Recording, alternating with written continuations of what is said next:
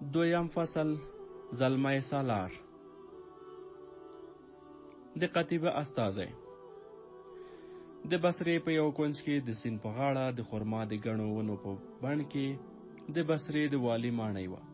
د دغې ماڼۍ په یوه لویه کوټه کې یو د پوخ عمر خو د قوي مټو خاوند نفر قدم وهه. هغه به قدم وهه او بیا به ودرېد. پر دیوال زړېدلې نقشې ته به ځیر شو. د هغه په څېره کې غیر معمولي عزم او اراده ځلېده. په سترګو کې یې هوښیاري او تر هوښیارۍ هم هیبت زیات و. دا حجاج بن یوسف و چې له اوسپنیزو منګولو نه یې دوست او دښمن دواړو پناه غوښته.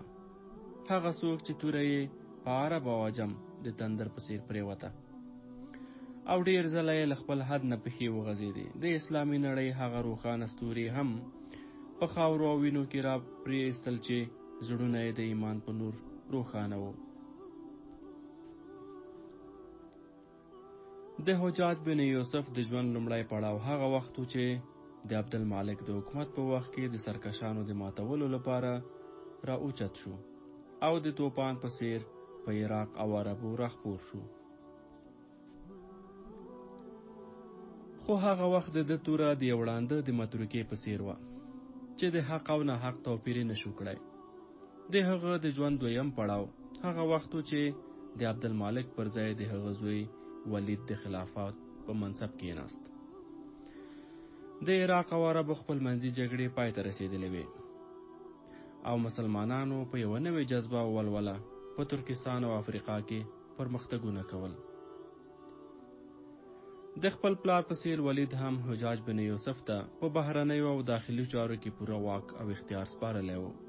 خو د یو مسلمان تاریخ لیکونکي په نظر حجاج چې ولید ته کوم خدمتونه وکړل له هغو خدمتونو سره یې ډېر توپیر درلود چې عبدالمالک ته یې ترسره کړي وو. د عبدالملک په وخت کې د حجاج بن یوسف ټولې هڅې د عراق او عربو په ساحه کې وې او دلته که هغه خپل منځي جګړې ختمې کړې په خپله لمن یې د ډېرې بې ګناه انسانانو د وینو داغونه هم ولګول.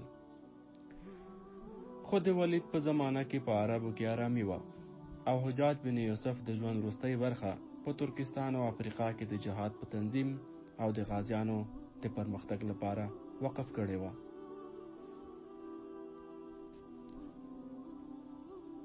کله چې موږ د حجاج بن یوسف د ژوند د کتاب وروستۍ پاڼې اړوو نو حیران بشو چې خدای جل جلاله د مسلمانانو د فتوحاتو لپاره هغه څوک انتخاب کړی و چې څو کاله وړاندې مکه معظمه محاصره کړې وه.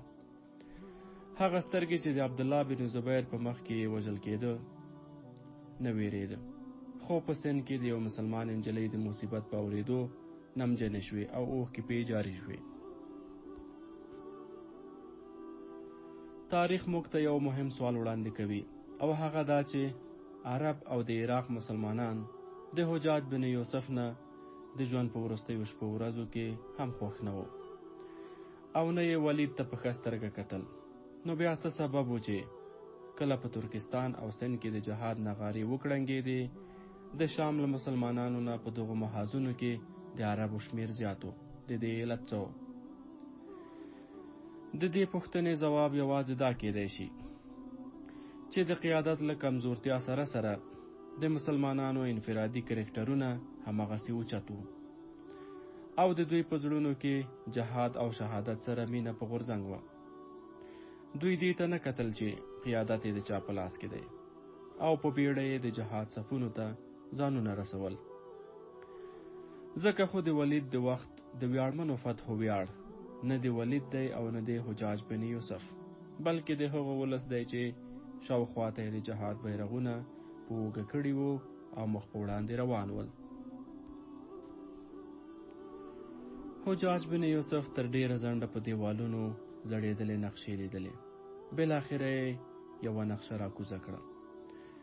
په ایرانۍ غالۍ کېناست او نقشه یې خپل مخې ته کېښوده. له ښه فکر وروسته یې قلم راواخیست، په نقشه یې څو نښې کېښودې او نقشه یې ټوله کړه بېرته یې یوې خواته کېښوده.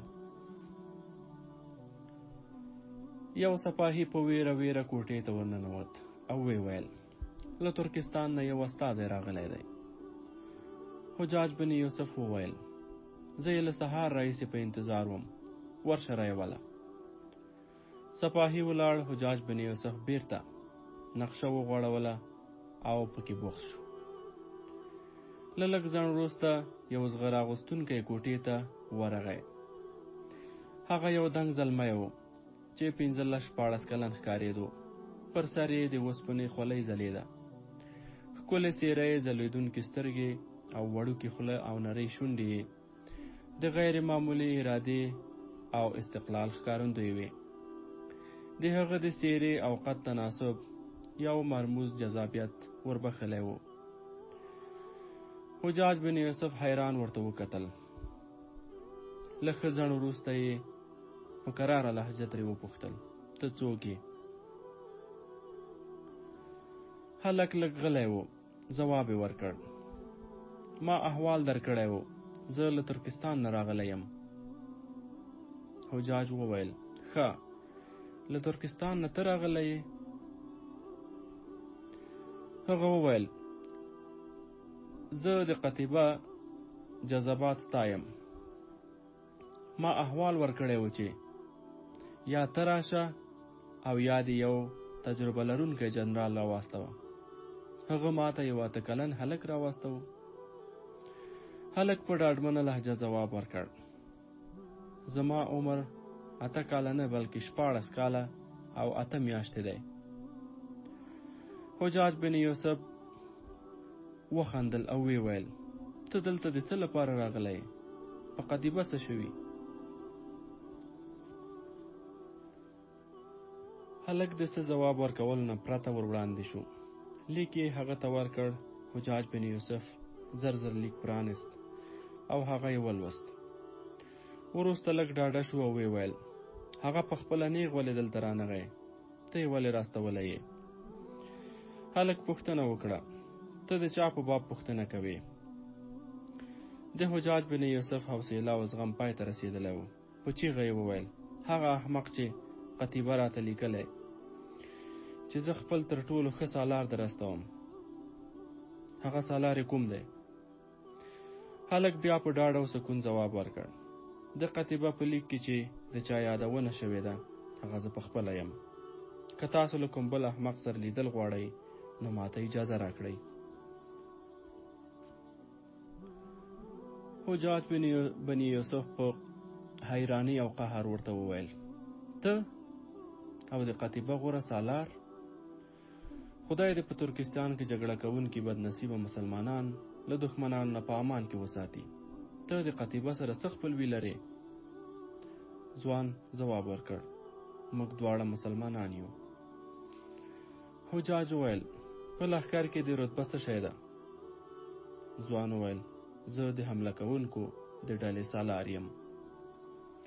حجاج وویل د حمله کوونکو ډلې سالار او ته؟ او له بلخ نه د مخ اړولو او بخارا او سمرقند په لوري د تګ په اراده کې به هم غالبا ستا او ستا غوندې د ځوانو مجاهدو مشوره شامله وي؟ ځوان وویل هو، دا زما مشوره ده او دلته زما راتګ په همدې خاطر دی. که تاسو لږ حوصله وکړئ زه به ټول حالات درته څرګند کړم. د حجاج بن یوسف غوسه اوس په اندېښنه بدلېده او ویل که ته نن ما په کومه خبره قانع کړې نو زه به ووایم چې د عربو د میندو د شیدو اثر تر اوسه پورې نه ده ختم شوی. کښېنه او ووایه زه له سهاره نقشې ته ځیر یم. راته ووایه کوم پوځ چې هرات غوندې معمولي ښار نشي فتح کولی نو د بخارا غوندې مضبوط ښار پر سر د فتح بیرغ رپولو ته ولې دومره امیدواره دي؟ هو، رښتیا ته لومړی دا ووایه چې نقشه لوستی شي او که نه. هلک د څه ځواب ورکولو پرته د حجاج بن یوسف په مخ کې کېناست. نقشه یې وغوړوله او په مختلفو ځایونو یې ګوتې کېښودې او ویل دا بلخ دی او دا بخارا. غالبا به تاسو د بخارا د حصار د مضبوطۍ خبرې اورېدلې وي، خو که د بلخ کلاګانې د هغې په اندازه مضبوطې هم نه دي د موقعیت په لحاظ تر هغې ډېرې خطرناکې دي.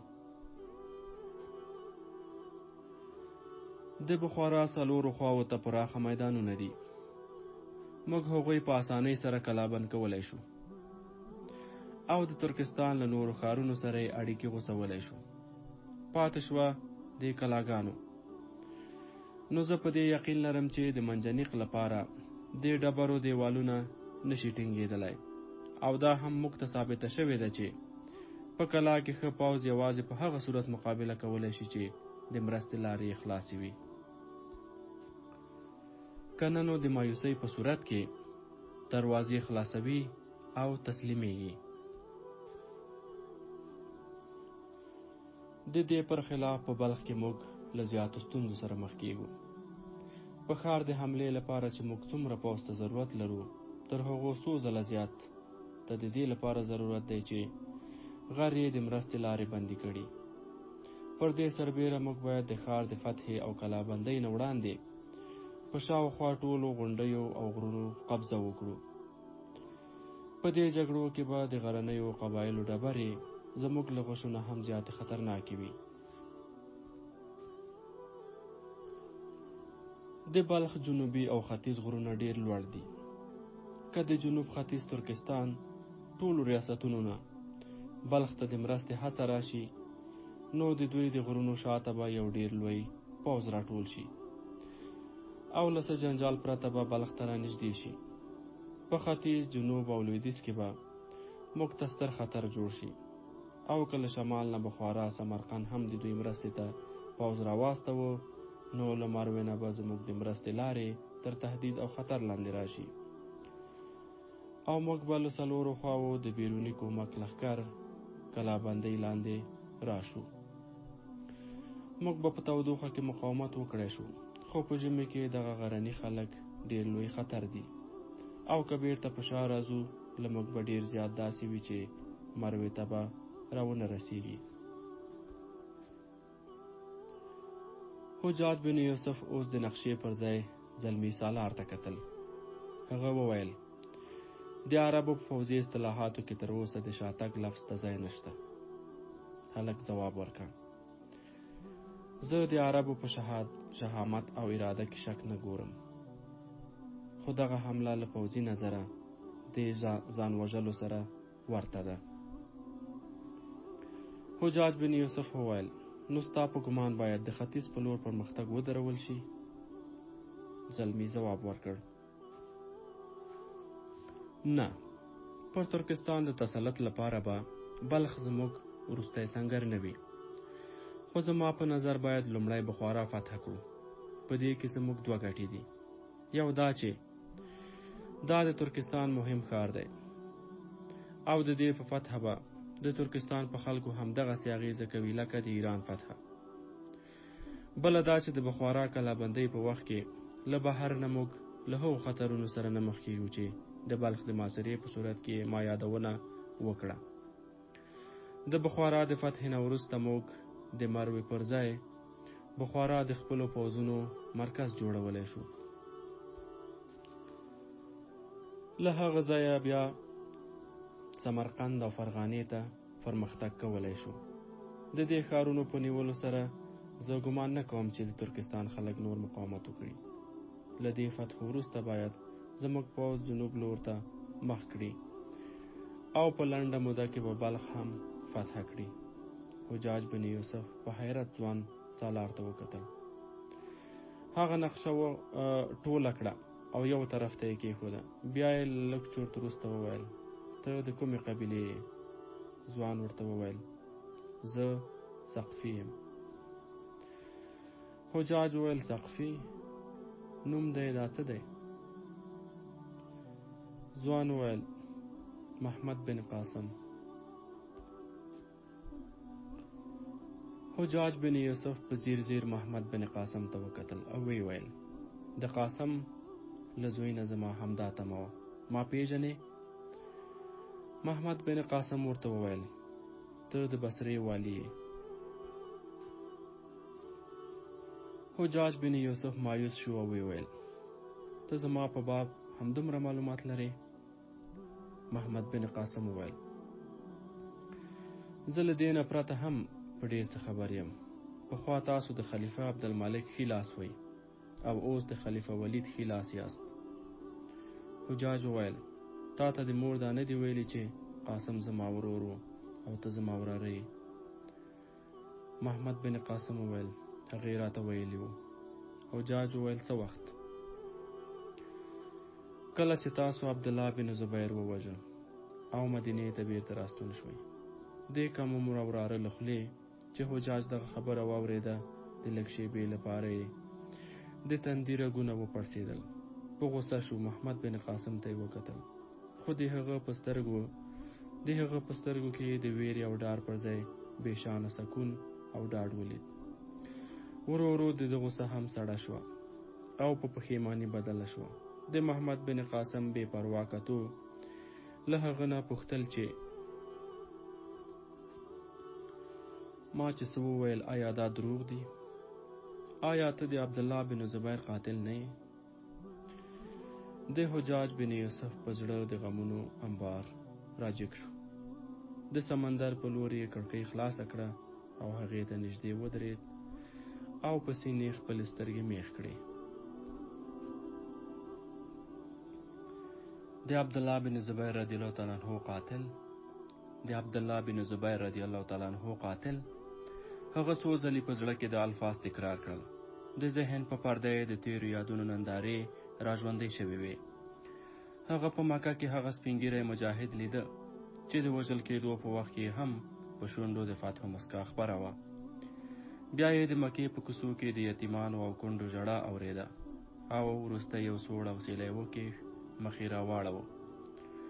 محمد بن قاسم ته یې وکتل. هغه د ده د تمې خلاف نقشه غړولې وه او په هغې کې بوخت و. د تیرو یادونو څو نور تصویرونه یې مخ ته ودرېدل. هغه یو ځل بیا د مدینې په یو وړوکي کور کې د خپل ځوان ورور د مرګ په بستر پروت ولید.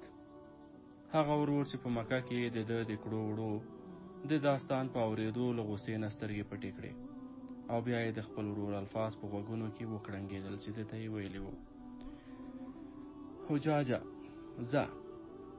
زه د زنکدن په وخت کې د عبدالله بن زبیر رضی الله تعالی عنہ قاتل مخکې نشم لیدی. ستا پر لمن چې د کومو وینو داغونه دي زما اوښکې هغه نشي مینځلی. بیا یې د خپل ورور له جنازې سره یو وړوکی ماشوم ولید. دا د ده وراره و. ده غوښتل چې اوچت یې کړي او په غېږ کې یې واخلي، خو هغه ټوپ کړ، یوې خواته ودرېد او ویې ویل نه ما ته لاس مه راوړه. پلار جان مې له تا نه کرکه کوله، ما ته مه نږدې کېږه. حجاج بن یوسف د یو ځورونکي احساس سره محمد بن قاسم ته وکتل او ورته یې وویل محمده دلته راشه. هغه نقشه ټوله کړه، یوې خواته یې کېښوده او ورغی. په مخ کې یې ودرېد. حجاج ورته وویل نو زه ستا په نظر د عبدالله بن زبیر له قاتل پرته بل هیڅ نه یم؟ محمد بن قاسم ځواب ورکړ دا د خدای جل جلاله د مخلوق فتوا وه او زه تا ته په دروغو له قاتل پرته بل نوم نشم درکولی. حجاج بن یوسف وویل ستا په رګونو کې د قاسم وینه چلیږي. زه ستا هرې خبرې زغملو ته تیار یم، که څه هم زغم زما عادت نه دی. محمد وویل زه تا په عادت پرېښودلو نه مجبوروم او نه د دې لپاره راغلی یم. قتیبه بن مسلم چې ما ته څه مسؤلیت راسپارلی و هغه مې ترسره کړ. نور ما ته اجازه راکړه او که قتیبه ته څه پیغام استوې زه به سبا بیا حاضر شم. له یوې شېبې زړه نازړهتوب وروسته حجاج وویل ته چیرته ځې؟ په ښار کې مې مور ته ورځم، زه نیغ دلته راغلم او کور. حجاج وویل ستا مور په بصره کې ده؟ ما ته دا هم نه وه معلومه. هغه کله دلته راغلی؟ محمد وویل هغه له مدینې نه 4-5 میاشتې کېږي چې راغلی. ما په مروه کې د هغې لیک ولید. حجاج وویل چیرته اوسې، دلته ولې نه راتله؟ محمد بن قاسم وویل د ماما په کور کې اوسې او دلته یې د نه راتګ په سبب ته تر ما ښه پوهېږې. حجاج وویل ته د ترکستان له تلو نه مخکې چیرته وې؟ محمد بن قاسم وویل زه تر 10 کلنۍ پورې له مور سره په مدینه کې وم او له هغه وروسته له ماما سره بصرې ته راغلم. حجاج وویل له ما نه دې دومره نفرت و چې یو ځل د مخ راښکاره نه کړ؟ محمد بن قاسم ځواب ورکړ که رښتیا ووایم د ښوونځي او وروسته د سپاهیتوب ژوند دومره مصروف کړم چې په زړه کې مې د چا سره د مینې او یا نفرت احساس پیدا کېدو فرصت هم نه و. حجاج بن یوسف لږ سوچ وکړ او ویې ویل په ښوونځي کې به ښایي ته ما لیدلی وې خو نه مې یې پېژندلی. ته ډېر زر زلمی شوې. ښه اوس دې د کاکا ناوې سره نه ګورې؟ محمد بن قاسم مزبزب شو او حجاج بن یوسف ته یې وکتل. حجاج د هغه مټ ونیو او اوږده اوږده ګامونه یې واخیستل. له کوټې نه ووتل. د باغ په بل کونج کې د هستوګنې د خونو دروازې ته ورسېدل. محمد بن قاسم په مسکا وویل ما پرېږده زه درځم. د حجاج بن یوسف د غږ په اورېدو د هغه میرمن له یوې کوټې نه راووتله. د محمد بن قاسم په لیدو یې چغه کړه محمده ته څه وخت راغلی؟ حجاج بن یوسف حیران شو. پوښتنه یې وکړه تا دی څنګه وپېژنده؟ د هغې په سترګو کې د خوښۍ اوښکې ډنډ شوې او ویې ویل زه دی چېرته هېرولی شم؟ حجاج بن یوسف بیا پوښتنه وکړه تا محمد کله لیدلی و؟ میرمنې یې ځواب ورکړ کله چې زه او زبیده حج ته تللي وو. په بیرته راستنېدو کې په مدینه کې د دوی کور ته ورغلي وو. محمد هم له ترکستان نه راغلی و او په کور کې و. حجاج وویل تاسو خو ماته نه وو ویلي؟ میرمنې وویل موږ ته د ده مور ویل چې غلي واوسو او موږ په دې ویرېدو چې په تا به هم بد ولګېږي. حجاج وویل نو هغوی تر اوسه زما ګناه نه ده بخښلې؟ میرمنې وویل هغه له تا نه خفه نه دی خو د قاسم مرګ د هغوی په زړه ډېر ژور اثر کړی دی. حجاج بن یوسف لږ په فکرونو کې ډوب شو. بیا یې محمد بن قاسم ته وکتل او ویې ویل محمده زه له تا سره ځم. میرمنې وویل نه ته اوس هلته مه ځه. حجاج وویل ولې؟ میرمنې وویل هغه اوس ناروغه ده. حجاج په دې حال کې خو باید خامخا لاړ شم. محمد بن قاسم بېتابه غوندې شو او ویې ویل مور مې ناروغه ده زه باید ولاړ شم. محمد بن قاسم په بیړه راووت. حجاج بن یوسف له هغه سره د ملګرۍ په خاطر مخ را وګرځاوه خو میرمنې مخته شوه او لاره یې ونیوه او ویې ویل نه ته به نه ځې. حجاج وویل زه به خامخا ځم ته پرېږده ویرېږي چې هغه به ماته بد ووایي او زه به په غوسه شم. میرمنې ویل نه د هغه حوصله دومره ټیټه نه ده. حجاج وویل نو ته ما ولې منع کوې او دا تا ته څه ډول معلومه شوه چې هغه ناروغه ده؟ میرمنې وویل زه ویرېږم چې ته خفه نه شې. ما له تا نه یوه خبره پټه ساتلې. حجاج وویل څه خبره؟ میرمنې وویل کله چې دوی دلته راغلي وې زه 2-3 ورځې وروسته یو ځل ورځم. پرون مې خدمتګار ورستولې وه. هغې وویل چې ډېره ناروغه وه وضع یې خرابه وه. زه اوس د دوی له کوره راستنه شوم. که ستا ویره نه وای زه به تر ځنډه ورسره پاتې وم. نن زبیده هم را سره تللې وه او چې د هغې حالت خراب و. نو حجاج بن یوسف په ډاډه ورته وویل ته ولې ویرېږې؟ صفا ووایه که تا زبیده هلته پرېښې وه او راغلې وې نو ښه به دې کړي وو. میرمنې وویل هغه به اوس راشي ما خدمتګاره ورستولې ده. حجاج وویل مګر تا دا هر څه ولې له ما نه پټول؟ ستا په خیال زما په وجود کې د انسانیت هیڅ احساس نه دی پاتې؟ میرمنې وویل ما وبخښه. حجاج وویل ډېره ښه ده اوس ته هم را سره ولاړه شه دواړه به یو ځای پوښتنه وکړو. زبیده د محمد بن قاسم د مور سر ته ناسته وه او سر یې ورو ورو ورچاپي کوه. یو شاهي خدمتګار ورته ولاړ و. د محمد د مور زګیروي ناکراره ول. د زبیدې لاس یې په خپل کمزوري لاس ونیو او په سترګو یې کېښود او ویې ویل لورې ستا په لاسو زما د سترګو سوی په قرار شي خو زه ویرېږم چې که د پلار خبر شي ډېر به په غوسه شي او بیا به دې دلته نه راپرېږدي. ته ولاړه شه چې پلار به دې ډېر په غوسه وي. د زبیدې په سترګو کې اوښکې راغلې او ویې ویل زړه مې نه غواړي چې تا په داسې حال کې پرېږدم او ولاړه شم. په انګړ کې د چا ټوخی د زبیدې پام ور واړو. جګه شوه او بهر یې وکتل. محمد بن قاسم د خپل آس جله د مزدور په لاس کې ورکړ او په منډه کور ته ننوت. په دروازه کې یې زبیده ولیده.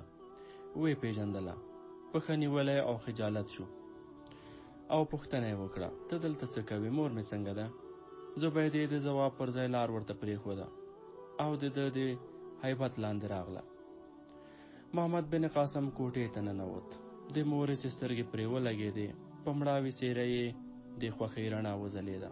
جګه شوه، کېناسته او ویې ویل: ته راغلې زویه؟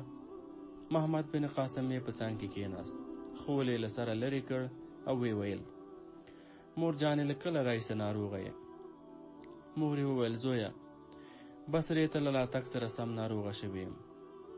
محمد وویل: نو ماته دې ولې نه لیکل؟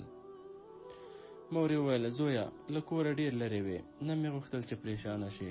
زویه، دغه خول دې پر سر ډېر ښه ښکاري، بیرته یې پر سر کړه.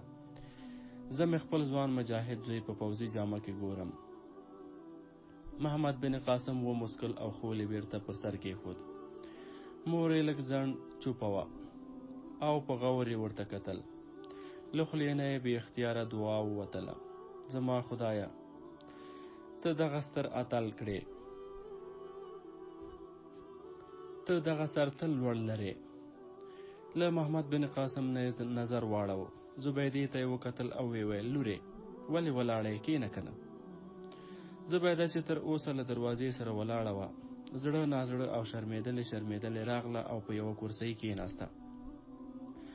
مور زوی ته وکتل او ویې ویل: محمده، تا دا ونه پیژندله؟ هغه ځواب ورکړ: ما چې لومړی ځل ولیدله ومې پیژندله. زبیدې ته څنګه راغلې؟ کاکا ته خو دا هم نه وه معلومه چې مور مې دلته ده. مور یې پریشانه شوه او ویې ویل: ته د کاکا له لیدو وروسته دلته راغلې؟ محمد وویل: هو مور جانې، د قتیبه یو ضروري پیغام مې راوړی و. زه نیغ هلته ورغلم. کاکا تر لاس نیولی کور ته بوتلم.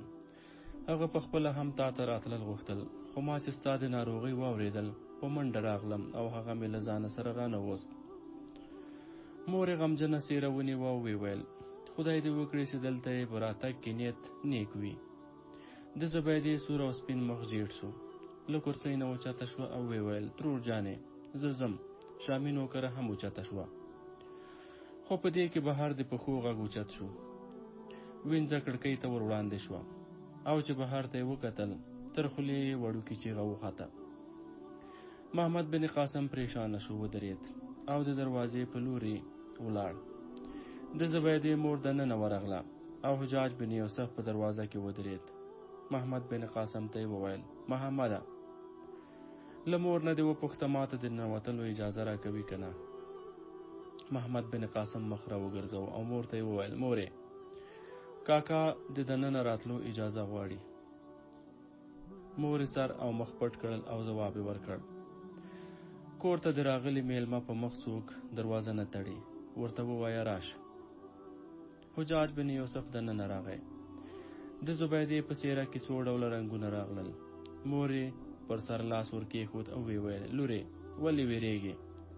ستا پلار په خپله ستا د ترور پوښتنې لپاره راغلی.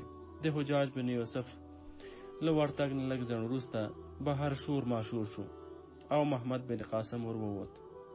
چې بیرته راستون شو، په خندا یې وویل: ته چې خلکو لیدلی وې، زموږ شاوخوا ګاونډیان راټول شوي وو.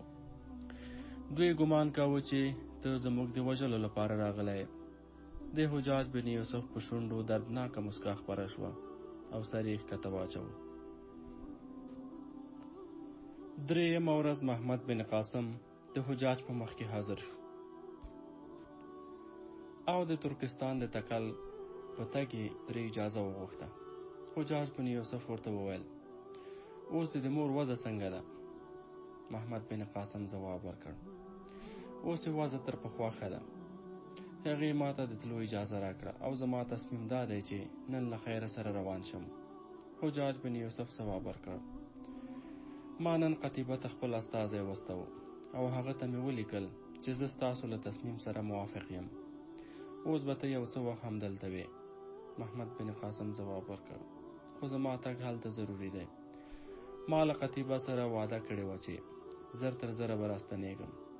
حجاج ځواب ورکړ: